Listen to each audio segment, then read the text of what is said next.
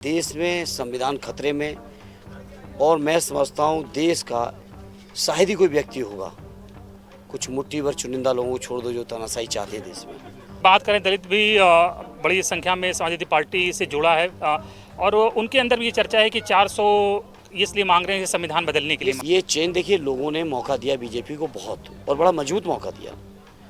73 सीटें दी इन 14 में, 325 UP assembly में 17 में दे दी। आप लोगों ने कहा है कि सरकार बनते ही हर गरीब महिला के खाते में 1 लाख रुपए आएगा, 30 लाख गवर्नमेंट जॉब आप पहले साल ही दे देंगे, तो कैसे लोग यकीन करें, क्योंकि वो तो 15 लाख का अभी तक वेट कर रहे हैं। तो मैंने हारने के दिन भी कहा था, इसी मोहल्ले में हमारा केंद्रीय कार्यालय है, मैंने हारने के दिन भी कहा था अपने केंद्रीय कार्यालय पर कि मैं चुनाव हारा हूँ, हिम्मत नहीं आ रहा हूँ। आजमगढ़ में चुनाव प्रचार थम गया है, लेकिन डोर टू डोर कैंपेन कर रहे हैं धर्मेंद्र यादव जी, जो कि पूर्व सांसद रह चुके हैं बदायूं से, इस वक्त हमारे साथ मौजूद हैं।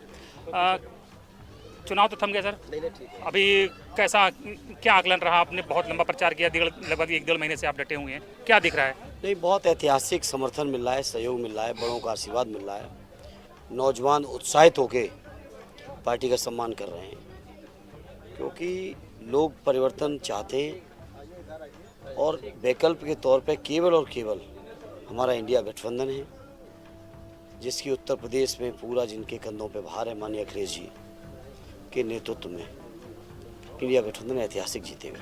वो तो अभी से कह रहे हैं कि उनका बहुमत तो आ चुका है, अब तो वो 200 लड़ रहे हैं, बहुमत आ चुका है तो चुनाव की जरूरत कहाँ है? 400 पहुंचने के लिए लड़ रहे हैं। वो 400 पार का मामला है, जैसे नदी के पार उस पार, तो वो 400 से ऊपर वालों पे सोच रहे हैं। वो 400 तो छोड़ चुके हैं वो इंडिया के लिए। क्या बैकफायर कर गया ये 400 का नारा उनको? अभी वो सोचें, हमें इस बात से कोई मतलब नहीं कि इसका फायर किया किसका बैकफायर किया। सवाल दूसरा है, देश में संविधान खतरे में और मैं समझता हूँ देश का शायद ही कोई व्यक्ति होगा, कुछ मुट्ठी भर चुनिंदा लोगों को छोड़ दो जो तानाशाही चाहते हैं देश में। हर व्यक्ति को बाबा साहब भीमराव अम्बेडकर जी के संविधान की चिंता है। संविधान की चिंता रहेगी तभी लोकतंत्र बचेगा, तभी आप मीडिया के लोगों की भी अभिव्यक्ति की आज़ादी बचेगी या स्वतंत्रता बचेगी, या लोकतंत्र के चौथे स्तंभ की जो आपने गरिमा ले रखी, वो गरिमा भी आपकी तभी बचेगी जब लोकतंत्र बचेगा, और लोकतंत्र भी तभी बचेगा जब संविधान बचेगा। तो संविधान बचाने के लिए आज पूरा देश एक खड़ा हो गया है। दलितों में भी हम देख रहे हैं, ये बात करें दलित भी बड़ी संख्या में समाजवादी पार्टी से जुड़ा है और उनके अंदर भी ये चर्चा है कि 400 इसलिए मांग रहे हैं संविधान बदलने के लिए। सच भी है, ये मैं ही नहीं कह रहा हूँ, उनके कई नेताओं ने कहा है और स्वयं प्रधानमंत्री ने कहा है कि इस बार ऐसे फैसले लेंगे लोग हजारों साल याद करेंगे। भाई, लोकतंत्र के जो फैसले होते 5 साल के लोग याद रखते हैं, ये हजारों साल का तो मतलब है कि जैसे तानाशाही या जो वंशानुगत राजतंत्र है उस तरह की कोई व्यवस्था ला रहे हैं क्या? तो लेकिन जनता स्वीकार नहीं करेगी। बड़ी कुर्बानियों के बाद ही संविधान मिला है, बहुत कुर्बानियों के बाद ये लोकतंत्र मिला है, कोई कैसे कोई जाने देगा? 14 के बाद हमने देखा जिस तरह से लोगों ने जातीय सीमाओं को तोड़कर मोदी या बीजेपी को वोट किया था, उसी तरह से इस बार लोग जातीय सीमाएं तोड़कर समाजवादी पार्टी के साथ जुड़ रहे हैं और बदलाव की बात कर रहे हैं। ये चेंज कैसे आया? ये चेंज देखिए, लोगों ने मौका दिया बीजेपी को बहुत और बड़ा मजबूत मौका दिया। 73 सीटें दी इन 14 में, 325 यूपी असेंबली में 17 में दे दी, 19 में भी 64 सीटें दे दी लोकसभा की, 22 में भी 325 के आसपास सीटें दे दी विधानसभा की।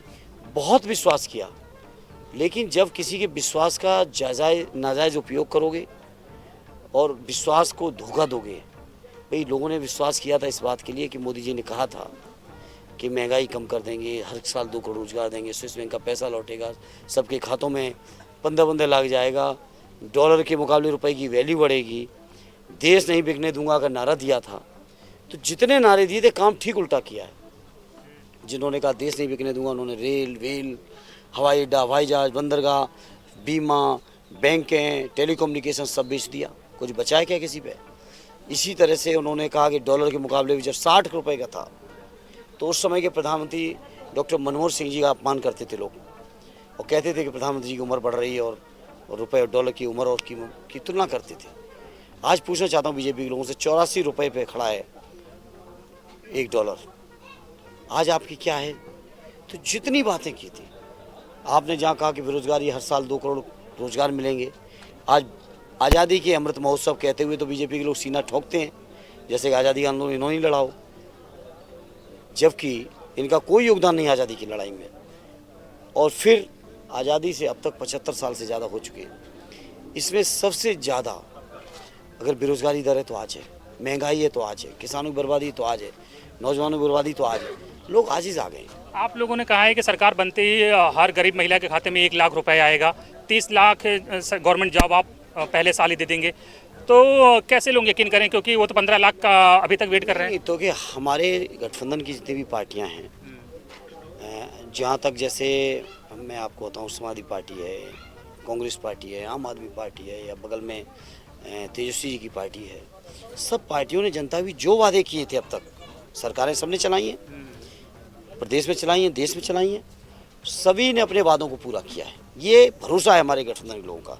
अगर आने अखिलेश यादव जी का था मुफ्त दवाई, मुफ्त पढ़ाई, मुफ्त सिंचाई, तो करके दिखाई, लैपटॉप बांट के दिखाया, समाजवादी पेंशन बांट के दिखाई, कन्या वेतन बांट के दिखाई, तमाम योजनाएं दे के दिखाई है, किसानों के कर्ज माफ़ करके दिखाए थे। उस समय जो हमारे भूमि विकास बैंक यूपी का मामला था, सेंट्रल में हमारी सरकार नहीं थी, तो हम लोग करके दिखा चुके हैं, इसलिए भरोसा है जनता को।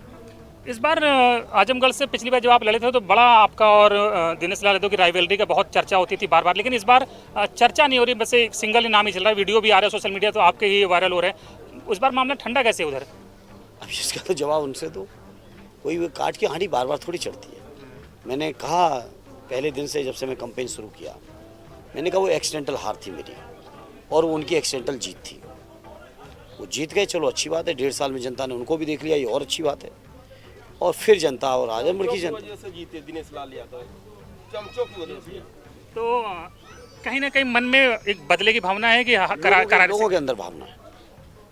और जहाँ तक मेरा सवाल है, मैंने हारने के दिन भी कहा था, इसी मोहल्ले में हमारा केंद्रीय कार्यालय है, मैंने हारने के दिन भी कहा था अपने केंद्रीय कार्यालय पर कि मैं चुनाव हारा हूँ, हिम्मत नहीं हारा हूँ। हमने आपका इंटरव्यू उस वक्त किया था, हमें याद है वो बात। अच्छा, ये क्या कहीं ना कहीं आपके मन में था कि बदायूं से भी लड़ने का आप सोच रहे थे कभी? देखिए, पार्टी का फैसला है। हमारे लिए बदायूं, हमारे लिए आजमगढ़, ये सब एक ही क्षेत्र हैं, सब नेताजी के क्षेत्र हैं। और ये राष्ट्रीय अध्यक्ष जी ने मुझे खुशी है कि मौका दिया दोबारा आजमगढ़ लड़ने का, और अच्छी बात है कि बीजेपी से भी वही उम्मीदवार हैं, तो आजमगढ़ के लोगों को ज़्यादा सोचना नहीं पड़ रहा है, सीधा बदला लेने का मौका मिला है। बस एक आखिरी सवाल, इस बार हम आपका चेहरा देख रहे हैं, पिछली बार भी चेहरा देखा था, पिछली बार कॉन्फिडेंट नहीं थे, लेकिन इस बार बहुत कॉन्फिडेंट लग रहा है। कॉन्फिडेंट सवाल नहीं था, पिछली बार टाइम कम मिला था, 14 दिन के अंदर पूरा काम करना था। और इस बार तो ऐसे ऊपर वाले की कृपा है कि राष्ट्रीय अध्यक्ष जी ने चुनाव तो आधा हमारे आने से पहले ही लड़ दिया था। हमें तो केवल रस्म अदायगी लोगों के सामने जाना था, वो मैं कर रहा हूँ, और समय भी मिला उसके लिए मुझे। इस बार समय पूरा मिला, और पिछली बार समय कम था, 14 दिन में ही बहुत कुछ करना था, तो हो सकता है कुछ आपने थकान वकान देख ली उस समय। कितनी सीटें जीत रहे हैं यूपी में? लगभग सभी। हमारे जिस साथी का दुर्भाग्य होगा वही हारेगा, नहीं तो सब जीत रहे हैं। अखिलेश जी तो कह रहे हैं कि खाली क्योटो में मामला फंसा हुआ है।